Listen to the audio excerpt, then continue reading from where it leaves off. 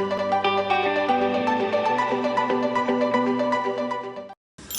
channel viewers, I am DS, your psychologist, and welcome to another episode on channel NITT. In this episode, I am going to share with the viewers how I manage my money. I wouldn't say that I am very rich, but I would say that definitely I am much better off than the average Singaporean. So in one of our previous episodes, we actually counted 100,000 worth of Singaporean dollars. 00 series, so it contains of all the notes that starts with a 0 as the third last digit. Definitely, I would say that most Singaporeans don't have that amount of cash at hand. But looking back about 15 years ago, I was actually not in a good place. At one point in time, I only had $600 in my bank account. So I'm very happy where I am now financially, and I'm going to share with the viewers how I actually got here. Now, first of all, I definitely attribute my relationship with money as one of the factors that actually caused me to become better off. What do I mean? I really have a very good relationship with money, especially cash. Cash is something that I always prefer. So given that I'm a tarot reader and I believe very strongly in the law of attraction, I really believe in the value of cash. Why? Because cash is something physical. But electronic transfer, like paying using electronic devices, all these electronic transfers, they do not have energy. As a tarot reader, I always prefer something with energy. Even when we look at things in an energetic dimension, happiness, joy, all these emotions are of higher energetic level. Why do you want to prefer something that has got no energy? I'm going to show you my long wallet over here. Just like many masters who actually believe in the law of attraction, they keep long wallets. I also do that, and I like to keep special notes. Okay, so these are examples of special notes. So right over here you can see that they come in serial numbers that are special, like 222 is what you can see in this note. I also have a 4444, and there's a lot of $100 notes over here that comes with special numbers like 999. So all these special notes have at least 3 numbers that are identical, and they are like magic numbers in the other dimension, in the 3D dimension or in the spiritual dimension. Why is this even important? It may not be important, you might think that it's funny, but it helps in a lot of ways. When you are receiving cash from the ATM or as change, sometimes when you do not pay attention, you just spend it. But I have a relationship with money. I always want to look at money. And because I look at money, I can identify all the special notes, the special numbers that come along with it. And I keep them.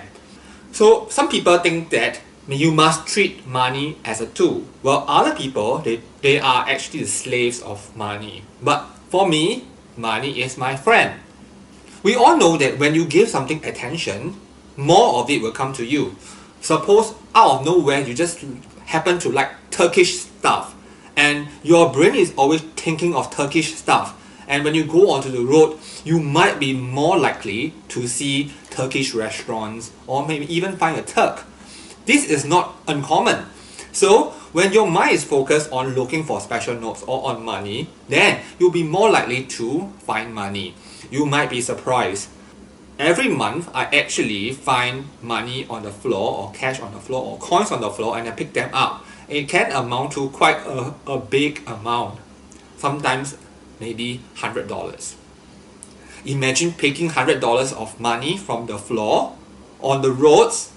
So I would also say that many people, they don't even look on the floor or look on the roads when they are walking, because they are so obsessed with their phones. But not for me. I can look at my phone, but I still can focus on the floor because I have a relationship with money.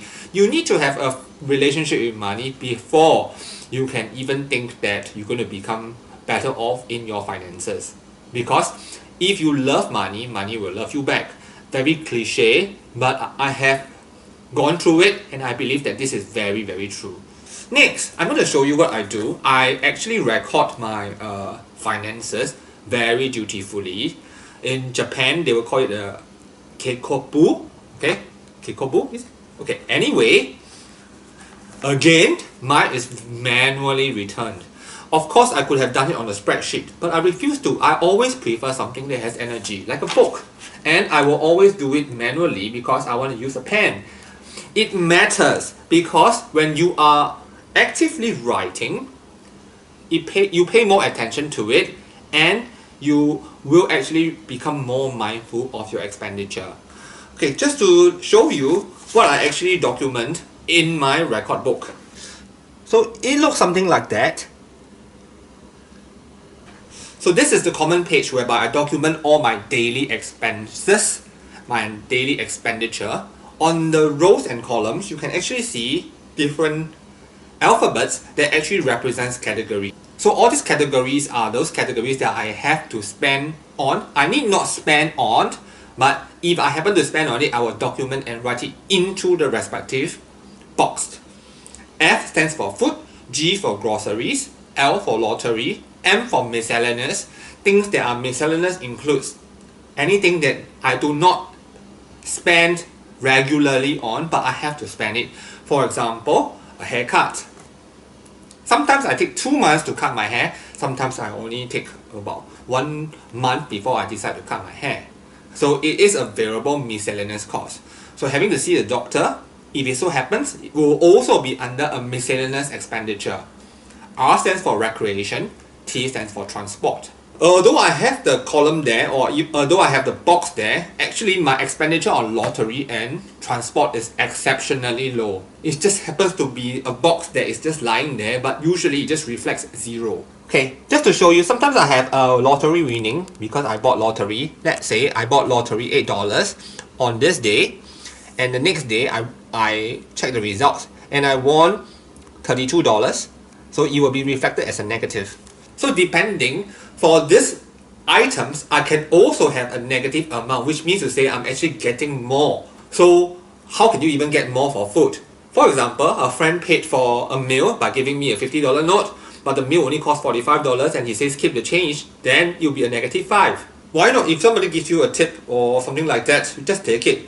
When you are in a position whereby you are already a teacher, just accept that some people want to give you a treat because they want you to share some important knowledge with them. And I also have N and I as 2 other alphabets in my spreadsheet. I stands for my income for the day. I am a tarot reader and a psychologist, so I'm daily rated. So all the money that I receive in terms of cash, I will just write it over here. Sometimes it's an electronic transfer, doesn't matter. Whatever income that I make, I will just write it over. And N stands for the net. That means to say, for that day, what is the income minus away all my expenditure. It could be positive or negative. I also have a page for all my fixed overheads, like that. So this page will document all the fixed costs that I have on a monthly basis. Like for example, my room rental for my office, my home mortgage, my utilities, and my bus concession fees. So these are fixed monthly costs, but there are also variable monthly costs that I will also document over here. What are variable monthly costs? These are big ticket items or items that cost more than $80, like dog grooming fees, which happens maybe every 3 months. Or maybe I need to buy a laptop. So all these things cannot be classified in a daily expenditure kind of a thing. I will just subsume it under this page. It is very important for you to even document whether it is on a spreadsheet or on paper, because it makes you really understand how much you are spending. In my case, right, as an ENTJ, I really like to challenge myself, so I want to make sure that I keep my cost every day as low as possible because I want to see how far I can push myself to it, and as a result I actually can save a lot of money. It doesn't matter how much income you actually have, you can get rich or get better off just by saving. And by saving, it means that you are not really spending. Okay, one point to note over here is that I do not really shortchange myself. What it means is that I do not eat exceptionally cheap food, non-nutritious food, because I think health, diet, and such are very important. And you just do not indulge in expensive food, but that does not mean that you have to eat cheap food. So in general, my expenditure is very low, super low. And the record book does really help a lot because it makes me feel as if I want to challenge it. At the end of every month, I will find real joy trying to calculate and document how much I have in total. And that is where I will put all my investments all on the same book again. I will look at the end of the month what my investments are doing, how much I have in the banks here and there, how much interest I have earned and such. And I will see how much I have actually grown or accumulated over the previous month. And when that happens, it gives me a lot of excitement because I want to do percentages to see how much I have actually improved or how much I am closer to my destination. This helps me a lot. I believe that many INTJs and ENTJs probably will also have something like that as a system. That's why INTJs and ENTJs are generally going to do well financially. Nonetheless, if you have not done so and you want to do yourself some justice financially, then probably this is something that you can take a look at. Now, first, remember, you must establish a relationship, a healthy relationship with money. In my case, I believe in the law of attraction. I also treat money as a friend. Next, very importantly, I monitor my expenditure. So, a lot of the times I don't spend. So if I do spend, there are a few reasons for it. One is because I am redeeming my points or redeeming my earnings elsewhere and using that to buy something, not usually using my income. Or alternatively, I am buying something because I see it as an investment in myself or a real investment.